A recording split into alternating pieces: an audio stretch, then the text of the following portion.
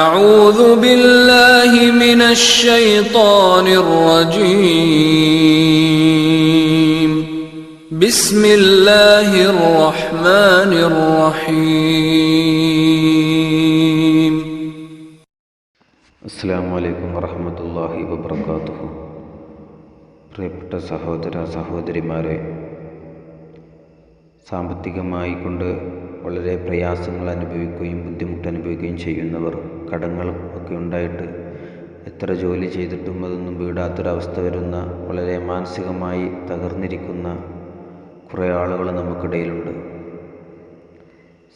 സമ്പത്ത് വേണമെന്ന് ആഗ്രഹിക്കാത്തവരായിട്ട് ആരും തന്നെ ഉണ്ടാവുകയുമില്ല.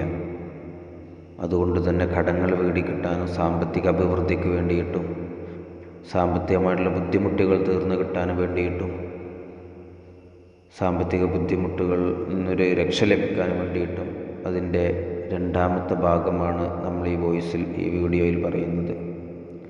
സർവശക്തനായ റബ്ബുൽ ഇസ്സത്തായ തമ്പുരാൻ അതൊക്കെ നമ്മിൽ നിന്നും നമ്മുടെ ഓരോ പ്രവർത്തനങ്ങളും കാര്യങ്ങളുമെല്ലാം സ്വാലിഹായ അമലായ അള്ളാഹു നമ്മിൽ നിന്നും സ്വീകരിക്കുമാറാവട്ടെ. ആമീൻ യാ റബ്ബൽ ആലമീൻ. വെറും 50 സെക്കൻഡുകൾ കൊണ്ട് നമുക്ക് ചൊല്ലിത്തീർക്കാൻ പറ്റുന്ന ഒരു കാര്യമാണ്, ഒരു മന്ത്രമാണ് പറയുന്നത്. ഇദ്രീസിയ അർബഈനൽ ഇദ്രീസിയ എന്ന മന്ത്രങ്ങളിൽപ്പെട്ടൊരു മന്ത്രമാണത്. ഇദ്രീസ് നബി അലൈഹി ഇസ്ലാമിന് അള്ളാഹു നൽകിയ മന്ത്രങ്ങളിൽപ്പെട്ടൊരു മന്ത്രം. അള്ളാഹു അത് ചൊല്ലാനും ജീവിതത്തിൽ പ്രാവർത്തികമാക്കാനും സർവശക്തനായ റബ്ബുൽ ഇസ്സത്തായ തമ്പുരാൻ എനിക്കും എൻ്റെ ശബ്ദം ശ്രവിക്കുന്ന ഓരോ ആണിനും പെണ്ണിനും അള്ളാഹു നല്ല തൗഫീഖ് നൽകി അനുഗ്രഹിക്കുമാറാവട്ടെ. ഇത് ചൊല്ലേണ്ടത് റിസ്ഖിൽ വിശാലത ലഭിക്കാൻ, സുബ്ഹിൻ്റെ ഈ പറയുന്ന ഇസ്മിനെ സുബ്ഹിൻ്റെ മുമ്പുള്ള സുന്നത്ത് നിസ്കാരത്തിൻ്റെയും സുബ്ഹി നിസ്കാരത്തിൻ്റെയും ഇടയിൽ ആകാശഭാഗത്തേക്ക് നോക്കി ചൊല്ലുകയാണ് ഏറ്റവും നല്ലത്. ശേഷം നെഞ്ചിൽ കൈവച്ചുകൊണ്ട് ഊതുകയും ചെയ്യുക. അതിനൊക്കെ ശേഷം പിന്നെ താഴ്ഭാഗത്തേക്ക് നോക്കിയിട്ട് 15 തവണ ഊതി നമ്മുടെ നെഞ്ചിൽ ഊതുകയും ചെയ്യുകയാണെങ്കിൽ ഇൻഷാ അല്ലാഹ് ഇത് തുടർന്ന് അങ്ങോട്ട് പോയി കഴിഞ്ഞാൽ റിസ്ക്കിലൊക്കെ വിശാലത ലഭിക്കും. വളരെ മഹത്വമുള്ള ഒരു ഇസ്മാണ് ഈ പറയാൻ പോകുന്നത്. അതുപോലെ തന്നെ ഏറ്റവും ചെറിയൊരു രീതിയിൽ നമുക്ക് ഇസ്മ ചൊല്ലാൻ പറ്റും.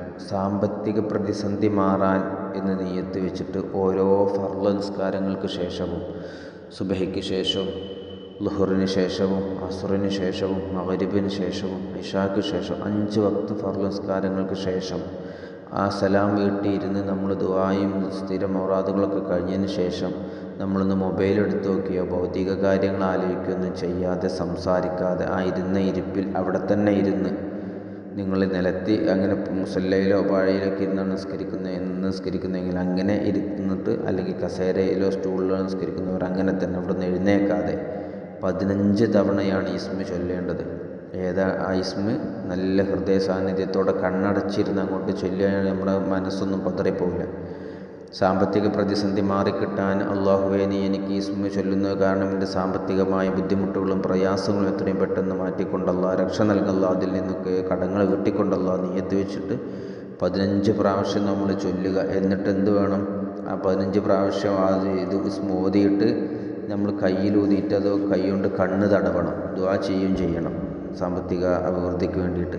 ആ ഇസ്മ ഇതാണ്: യാ ഇലാഹൽ ആലിഹത്തിർ റഫീഅ ജലാലുഹു, യാ ഇലാഹൽ ആലിഹത്തിർ റഫീഅ ജലാലുഹു.